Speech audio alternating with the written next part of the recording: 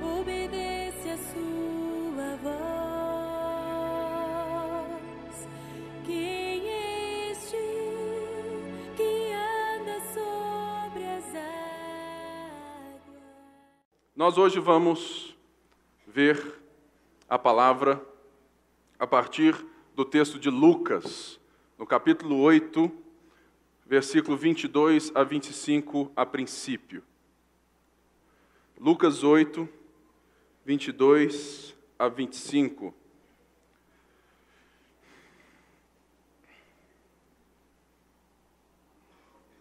Essa é uma passagem que muitas vezes pode esconder aquilo que eu vejo como a sua real intenção, porque, de fato, é um momento milagroso de Jesus. Mas nós que estamos já estudando Lucas desde o princípio, vemos o quanto que Lucas faz questão de expressar esse Jesus discipulador como alguém que está se revelando aos seus discípulos, revelando aquilo que ele é e aquilo que ele vem fazer. E Lucas 8, Lucas vem e descreve vários acontecimentos, vários discursos e vários fatos onde Jesus está presente, que o centro desses discursos e desses fatos é o ouvir. Se você ler com calma Lucas 8, você vai ver que frequentemente Lucas dá ênfase na palavra ouvir. E nós vimos que Jesus está discursando para uma multidão com pessoas capazes ou dispostas a ouvir de maneiras diferentes, não é verdade? E ele conta uma história dos 4 solos.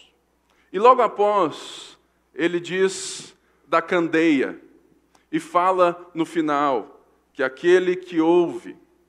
E novamente, a sua família chega até o local onde Jesus está, e Jesus responde de uma forma totalmente esquisita aos seus de sangue, dizendo que aqueles que ouvem e que praticam a palavra são a sua família.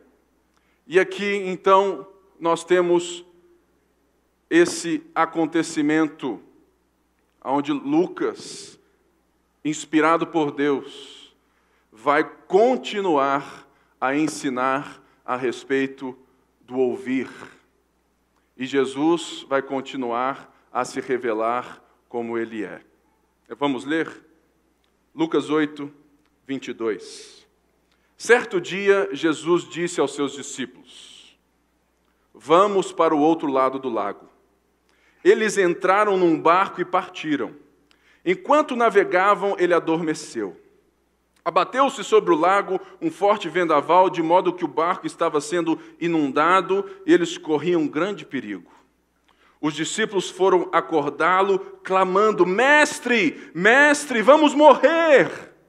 Ele se levantou, repreendeu o vento e a violência das águas. Tudo se acalmou e ficou tranquilo. Onde está a sua fé? Perguntou ele aos seus discípulos. Amedrontados e admirados, eles perguntaram uns aos outros: quem é esse que até os ventos e as águas dá ordens e eles lhes obedecem? Senhor, essa é a tua palavra. E nós estamos aqui para ouvir do Senhor, que é manso e humilde de coração. Toma a minha vida nessa hora, todas as coisas que eu certamente dependo do Senhor, tudo aquilo que eu busquei, estudei e compreendi pelo Teu Espírito a Tua palavra, e que ela seja eficaz para transformar o nosso coração e para te revelar ainda mais a nós. O fato que nos chama a atenção nessa passagem, certamente é quando Jesus acalma o mar. E muitas vezes certamente nós vamos começar a entender o acontecimento a partir do milagre. Porque é normal tudo aquilo que foge ou tudo aquilo que nos surpreende atrai o nosso olhar ou os nossos ouvidos primeiramente, não é verdade? Mas Jesus vem falando a respeito de pessoas que o ouvem de maneiras diferentes. E ele diz que existem algumas pessoas que são como essa semente que cai em terra boa. E o fruto delas é bom a 100, 30 e 60 por 1, segundo também nós vemos em Mateus. E Jesus continua. E uma das coisas que é totalmente crucial para entendermos esse fato, esse acontecimento, não é o milagre em si, mas é a palavra proferida por Jesus que determina a maneira como tudo discorreu. Certo dia, disse Jesus aos seus discípulos: vamos para o outro lado do lago. Ou seja, Jesus já vinha operando milagres atrás de milagres, mostrando o seu poder, a sua autoridade e sendo reconhecido a ponto das multidões o cercarem o tempo todo. E talvez o que motivou Jesus a entrar no barco foi justamente dar um tempo das multidões. Porque, do outro lado, ele encontra uma terra de gentios, onde temos os porcos. Mas o que determina, o que nos mostra que essa passagem é crucialmente, mostra que os discípulos estavam enxergando ou ouvindo e olhando para Jesus de uma maneira diferente do Messias de Israel, do Messias que vem para salvar e do poderoso, do Filho do Deus Altíssimo, do qual Lucas 2 já diz que ele é. E Jesus diz: vamos para o outro lado do lago. E nós vemos que no meio do lago, os discípulos vão ter uma crise de fé. Porque Jesus estava dormindo. E essa crise de fé é substancialmente presente nas nossas vidas, quando parece que Deus está dormindo também. Porque quando o mar começa a se revoltar, Jesus está no barco, né? Se Jesus está no barco, tudo vai muito bem, até a primeira onda, que os discípulos que estavam caminhando com ele, que eram os mais próximos dele, começaram a clamar por socorro e de medo. O que isso nos mostra é que a maneira como os discípulos continuavam a ver Jesus estava totalmente dependente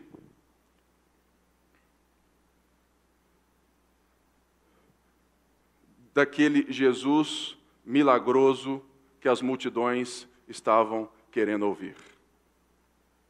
Muitas vezes, as crises, as tempestades, elas nos mostram e nos revelam o conhecimento que nós temos de Deus e a crise da nossa fé. Sabe por quê? Porque fé não é ter a certeza todos os dias que Deus vai aparecer na sua frente e te dar uma palavra por dia. Jesus fez o que Deus faz e fez com Abraão. Jesus deu o norte. Vamos para o outro lado do lago. E se os discípulos soubessem de fato que Jesus era o Filho do Deus Altíssimo, o Filho de Deus, o Messias que estava no barco dormindo, talvez a reação deles à tempestade não seria de medo ou de pavor ou de tentar acordar o milagreiro. Porque a fé não pode estar na condição de se apresentar a nós, dando a cada um aqui um motivo para viver todos os dias. A fé é justamente um norte em momentos de silêncio e tribulação. E muitas vezes, como nós vivemos nesse mundo superficial, dinâmico, instantâneo, que nós temos informação o tempo todo, nós queremos que Deus nos dê informação o tempo todo. Mas se Deus precisa nos dar informação, ficar acordado na frente do barco, né? Fiquem tranquilos, podem dormir, meus filhos, que se vier qualquer tempestade, eu estou aqui acordado. Jesus dormiu de cansaço, é óbvio. Mas até o sono de Jesus, ele nos ensina a respeito de quem ele é, da forma como que nós o enxergamos, e se a nossa fé é capaz de suportar a tempestade em momentos de silêncio. Porque fé, primeiramente, é uma ação a partir de uma palavra, que não precisa ser dada todos os dias. Se Deus precisa reafirmar que Ele nos ama todos os dias, que Ele nos chamou todos os dias, que nós somos vocacionados todos os dias, se Deus precisa acalmar os nossos sentimentos no momento de crise circunstancial todos os dias, nós não precisamos, ou nós não temos fé, ou ela não apareceu ainda. Porque fé é essa ação quando Deus falou. Deus disse a Abraão: saia da tua casa, saia de perto do teu povo e vai para a terra que eu vou te mostrar. Quando foi que Deus falou depois? Ou seja, irmãos, nós somos um povo que está acostumado ou quer acostumar-se a um Jesus que precisa aparecer na nossa frente toda hora, que a sua palavra não basta. Jesus falou: vamos para o outro lado do lago. Se eles soubessem quem disse isso, eles saberiam que o Messias não estaria em perigo no meio de uma simples tempestade. Mas eles entraram em crise porque eles não compreendiam o poder da palavra de Deus. Se Jesus falou: vamos para o outro lado do lago, deixa o cara dormir. Fé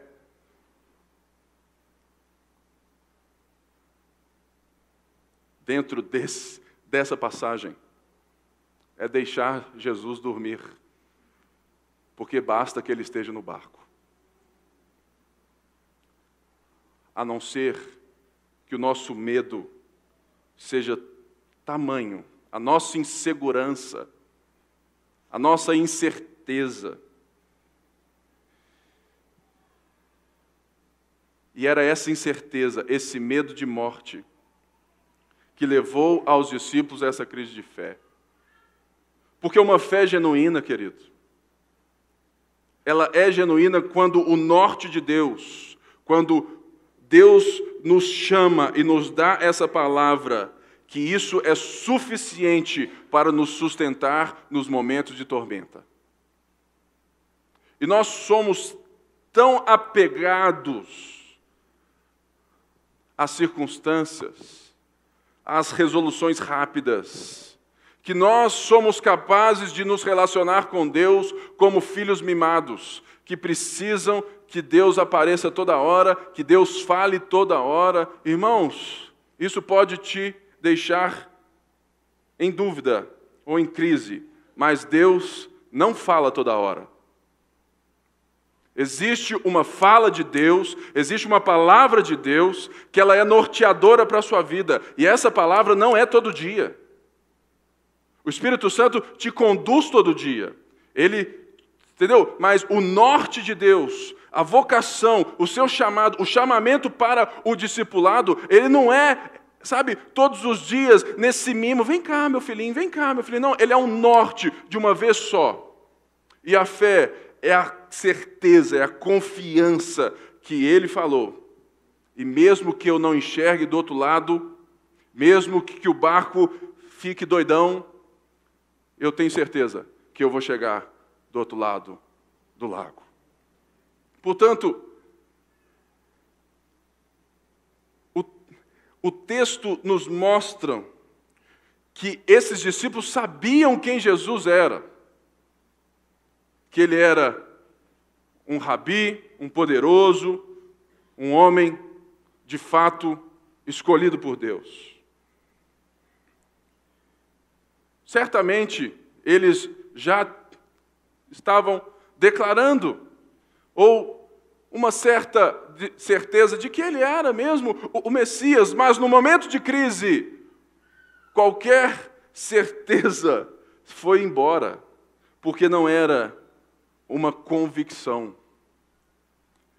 E muitas das vezes, na nossa própria vida, irmãos, quando o barco começa a tremer, você começa a pedir por um milagre que só foi necessário para ensinar os discípulos. O texto não quer ensinar a respeito do milagre. Ele quer nos ensinar a respeito da confiança da palavra de Jesus. O nosso grande problema nos dias de hoje e por todo o tempo é essa má compreensão de fé, essa falta de confiança em momentos de silêncio, a ponto disso ser tão perceptível que se nós ficarmos aqui 10 minutos em silêncio, a maioria não vai conseguir ficar quieta.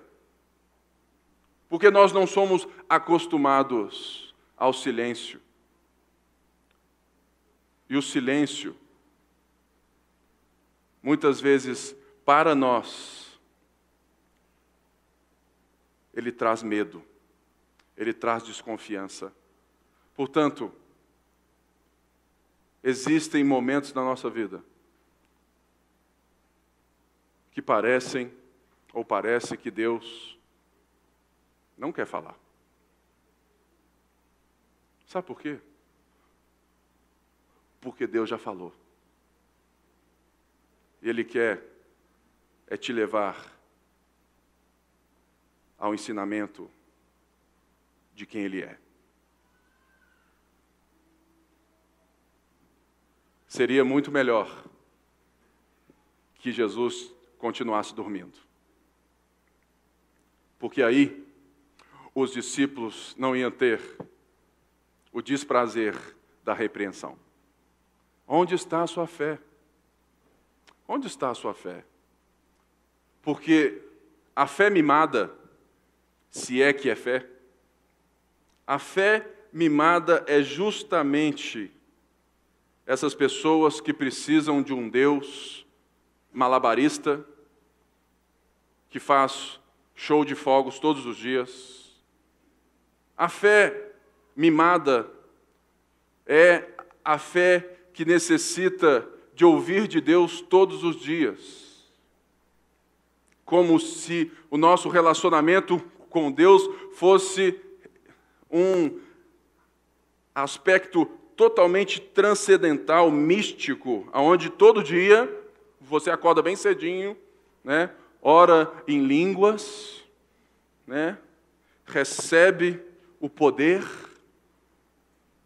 ouve a Deus para o dia. Irmãos, isso é misticismo, não é cristianismo. Cristianismo é a certeza da palavra de um Deus Criador que interveio na nossa história para nos salvar e nos nortear novamente ao coração do Pai. Ainda que eu ande pelo vale da sombra da morte. O cristianismo não vem resolver as circunstâncias, mas vem resolver a circunstância do coração. E resolvida a circunstância do coração, ele já não precisa nos ensinar uma fé mimada. Deus já não precisa ser o palhacinho do culto, que fica, sabe, nhenhé, glu-glu. Não precisa mais. Por quê? Discipulado, pastoreio, ensino, é principalmente esse norte. E a fé, ela não necessita de uma nova palavra, porque ela já recebeu o chamamento. Saia da tua casa, saia da tua parentela, eu vou te mostrar uma terra. Qual é Deus? Espera aí. Nós precisamos aprender que discipulado que impõe condições, é essa fé mimada que diz: Deus, se o Senhor aparecer aqui agora, e se eu derramar essa água no chão e não molhar, eu vou fazer esse negócio. Molhou, não vou.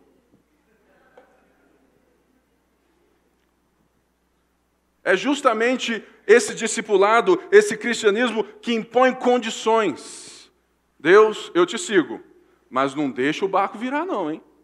Não deixa vir nenhuma ondinha. A fé é a certeza e a confiança de que nós vamos chegar do outro lado do lago. E algo interessante é que a capacidade de Jesus dominar a natureza admira ou deixa os discípulos em êxtase. Mesmo os mesmos discípulos que estavam vendo Jesus curar e libertar o tempo todo. Justamente por quê? Porque eles não haviam compreendido a dimensão do Salvador.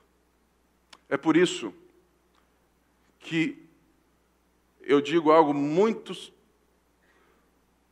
importante para a nossa vida como igreja. Discipulado, pastoreio, comunidade, não diz respeito a resolver os seus sentimentos, e muito menos a resolver os mares revoltos da sua vida. Mas totalmente é um ensino que norteia o seu coração, que vai lhe fazer enxergar e compreender a grandeza do Salvador, que te conduz na tempestade. Discipulado, pastoreio, não é, ou seja, a igreja, ela não pode ficar correndo atrás de mimos das pessoas para resolver as tempestades. Porque nós temos que resolver é o coração. Porque dele que gera, que brota a incredulidade, o medo, e que grita: mestre, mestre, eu vou morrer. Ele: ô filho, calma. Onde está a sua fé?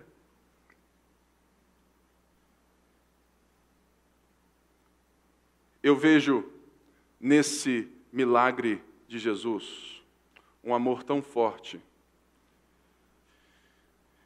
e que nos expressa a beleza do Evangelho. O Criador do universo assume a humanidade, a condição de homem, para salvar os seres humanos da tempestade eterna. Muitas vezes, os marezinhos, né? Ou hashtag Lula, as marolas. Elas confundem a dimensão da tempestade que ocorre no nosso coração. Irmãos, Jesus, Ele não está interessado primeiramente em mimar você, mas Ele quer te ensinar e resolver a tempestade do seu coração, porque ela é eterna. O problema é o pecado. O problema é a incredulidade. O problema é o ouvir. Porque as pessoas querem ouvir de Deus aquilo que elas precisam ou acham que precisam dele. E é por isso que esse texto está totalmente imbuído dentro de um discurso daqueles que ouvem a Cristo sem impor condições a Ele.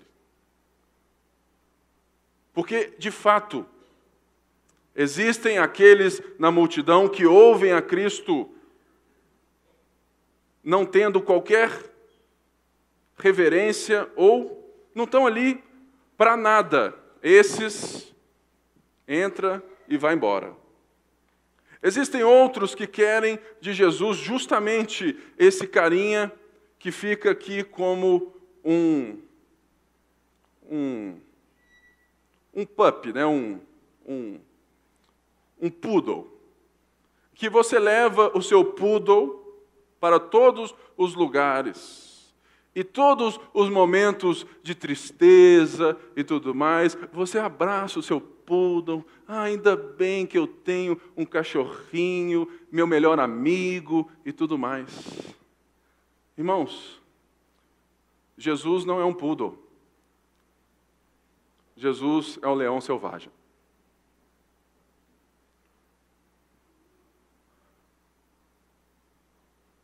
Nós não precisamos gritar nas tempestades da vida.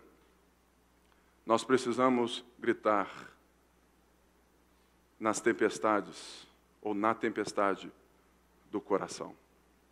É nessa desilusão, é nessa falta de compreensão da realidade. E esse era o problema dos discípulos, uma falta de compreensão da realidade de quem Jesus era. E ele levanta, e ele acalma a tempestade.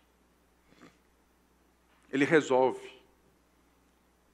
E ele pergunta: onde está a sua fé?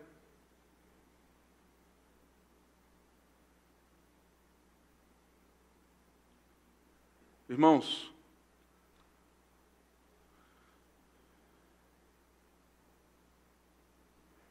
essa passagem me toca de uma forma tão forte, porque nós vemos um Deus assumindo a experiência do cansaço humano, a ponto de dormir no barco, para nos dar descanso eterno na comunhão com Ele. E essa é a maior realidade que o Evangelho produz em nós. Nós temos vivido tempos onde as pessoas, até mesmo as igrejas, querem resolver as tempestades do mar e dizer que Jesus só serve para isso. Irmãos, Jesus não pode ser domado.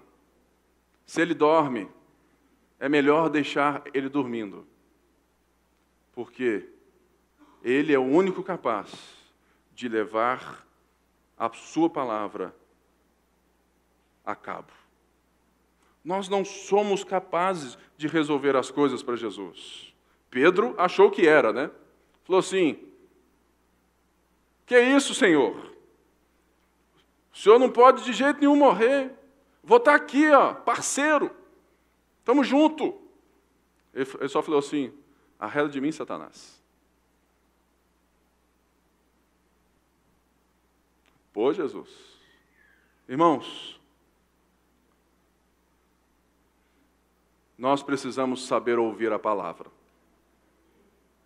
Porque a palavra de Deus, ela é norteadora.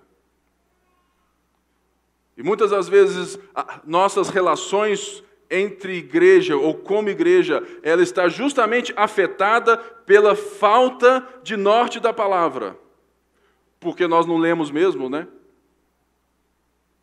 Então nós não temos norte algum. Nós vivemos como igreja sem norte. E colocamos o significado de fé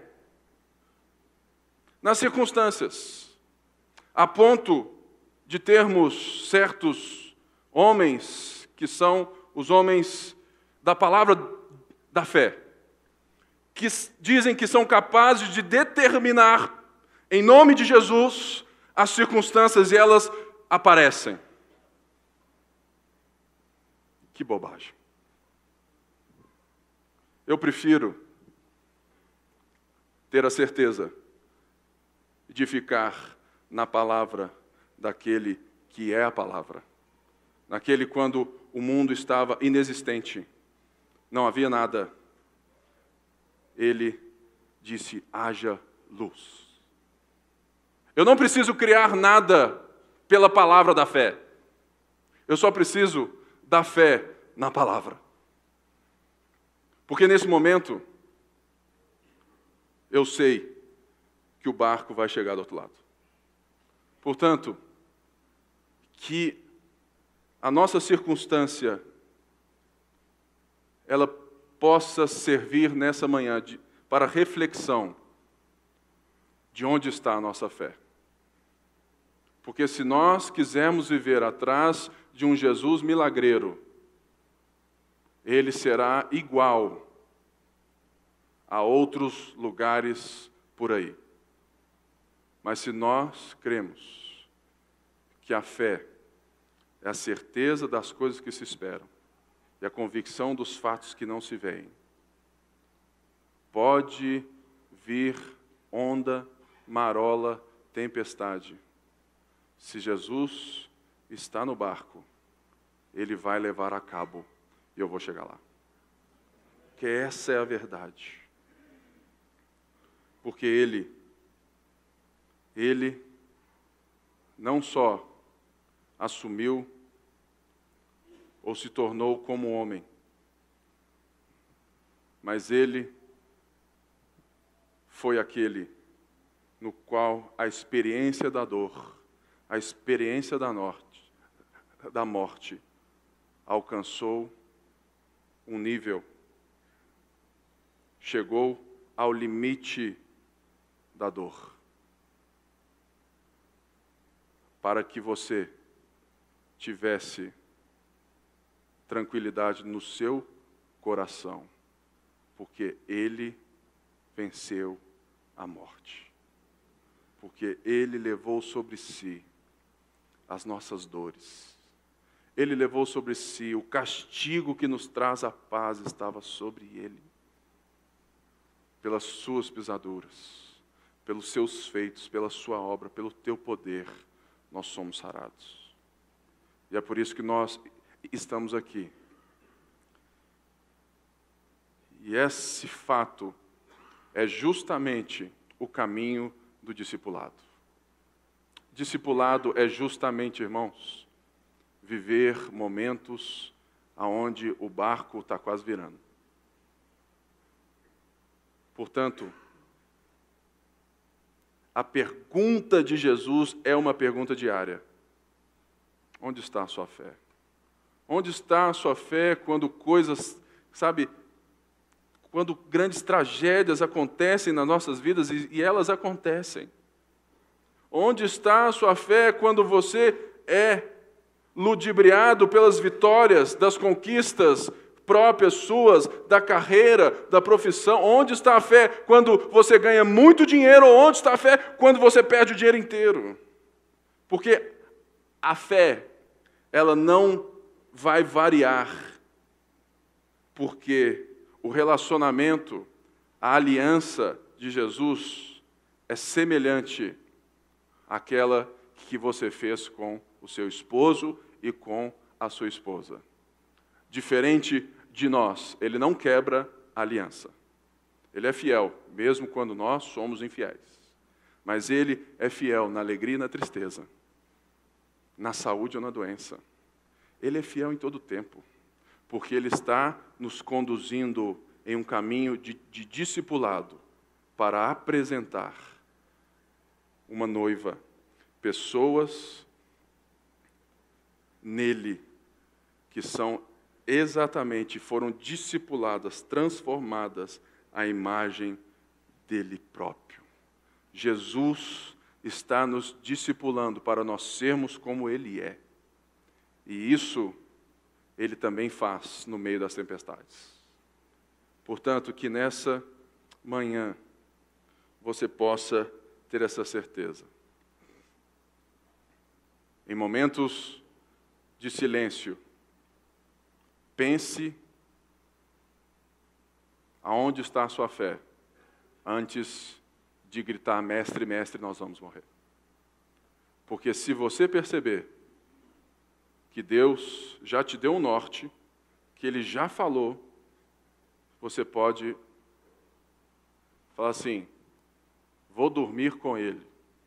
Vou deitar aqui, e puxar um ronco. Porque se Ele deu o norte, se Ele chamou, Ele irá efetuar todas as coisas até o final. Amém? E eu não posso passar, sem lembrar de aquela música do Diante do Trono, que é linda assim.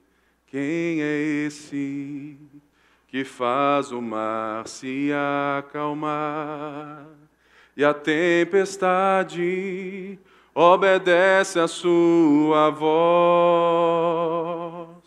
Quem é esse que anda sobre as águas e por onde passa tudo pode transformar? Quem é esse que todas as coisas pode ver e o coração do homem pode sondar? Quem é esse que cura as doenças e o corpo e a alma pode restaurar? O seu nome é Jesus, o Filho de Deus. Deu por mim em meu lugar, mas a morte venceu e ressuscitou. Igual ao meu Deus não há.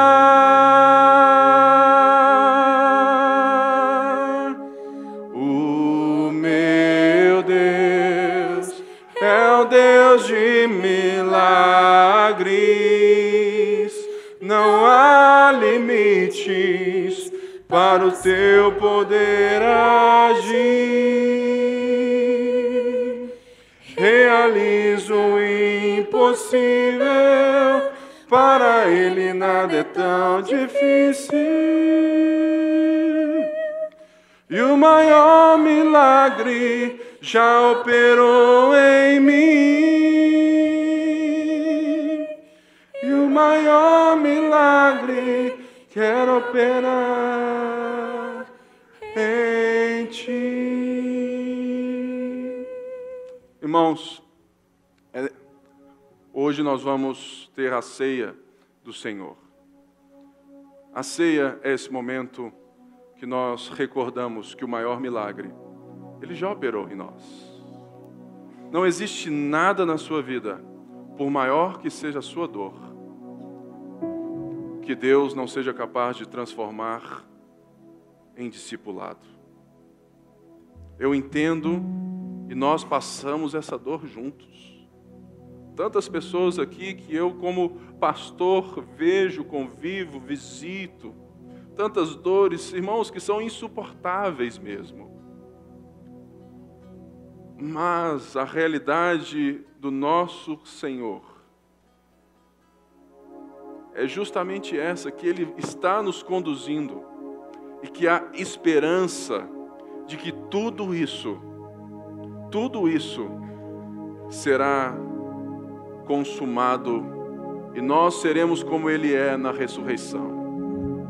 Portanto, enquanto Ele não volta, eu te convido a receber o pão e o cálice, para que nós todos vamos celebrar até que Ele venha.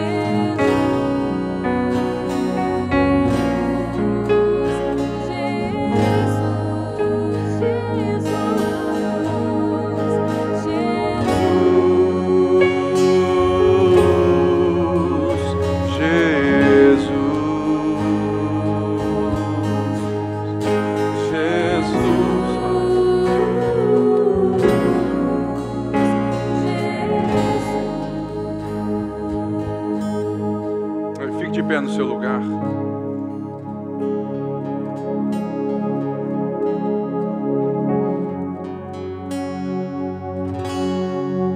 Sabe, irmãos,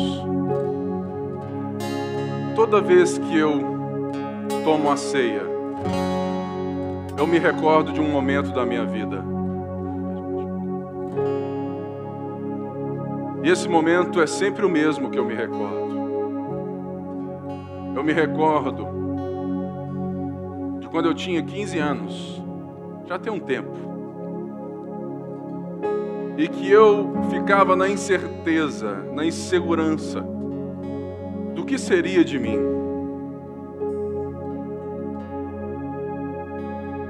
Um menino criado em um bom lar, mas que era gago, que é gago ainda. E havia em mim essa incerteza tamanha, a ponto de buscar no mundo tantas coisas para me dar essa certeza. Mas toda vez que eu olho para esse pão, toda vez que eu me reúno com vocês, eu me lembro do dia 3 de dezembro de 99, quando eu estava ali na nossa igreja, na Lagoinha, na sede, no lançamento de um CD, que era o Exaltado. E eu me lembro, como se fosse agora, que foi ali que eu tive a certeza que a tempestade do meu coração estava resolvida para sempre. E desde então, eu já sofri muitas tempestades. E sei que vamos ter muitas juntos. Vamos ter muitas coisas para chorar juntos. Mas vamos ter muitas para sorrir também. Portanto, nessa manhã, tendo o pão e o cálice nas mãos, agradeça a Deus pelo momento, pela sua recordação do dia que Ele resolveu a maior tempestade da sua história. Talvez você está aqui hoje, nessa manhã, e o seu coração ainda permanece nessa turbulência. Você se viu como igual àqueles discípulos, mas falou: Pipe, eu seria pior. Eu pularia, eu faria alguma coisa. Se você está aqui e percebe que essa tempestade do seu coração ainda não está resolvida, nós estamos aqui para te ensinar e te conduzir à realidade desse Salvador. Após o culto, você pode me procurar, ou procurar qualquer pessoa de blusa igual à minha, que nós vamos acompanhar você, nós vamos ensinar essa realidade que estamos segurando nas mãos. Mas hoje, nós temos esse prazer de lembrar que já não sou mais eu quem vivo, mas Cristo vive em mim. E a vida que agora eu vivo pela fé. Vivo pela fé na certeza que Ele me chamou. E aquele que me chamou está conduzindo todas as coisas para o dia que Ele vier me encontrar de novo. Por isso, com esse sentimento e essa adoração, coma do pão e beba do cálice.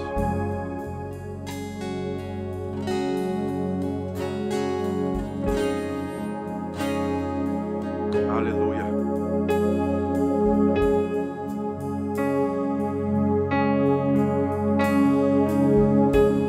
Aleluia. Aleluia.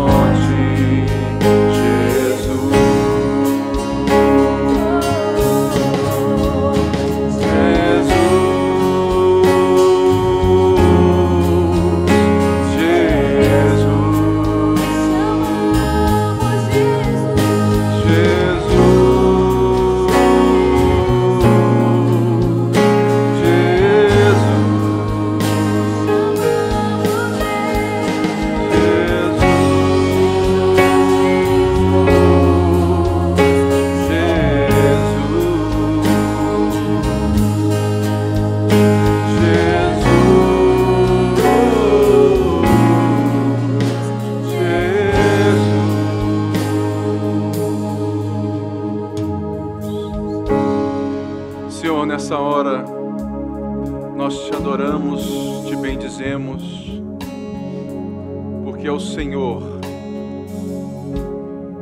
é a nossa segurança, nossa rocha eterna, nosso Salvador. O Senhor é maravilhoso, conselheiro, Deus forte, príncipe da paz. O Senhor é o leão da tribo de Judá, raiz de Davi, o grande eu sou. O Senhor é o nosso advogado, o Senhor é o nosso justo juiz. O Senhor é o Alfa e o Ômega, aquele que era, que é e que há de vir. O Senhor é a expressão exata do ser de Deus. O Senhor é a palavra. O Senhor é Emanuel, Deus conosco. E é por isso que nessa manhã nós celebramos o Teu nome, nós ceiamos em Teu nome, porque nós ansiamos em ser como o Senhor é, em estar contigo eternamente. Por isso nós estamos aqui, Pai, como família, em nome de Jesus.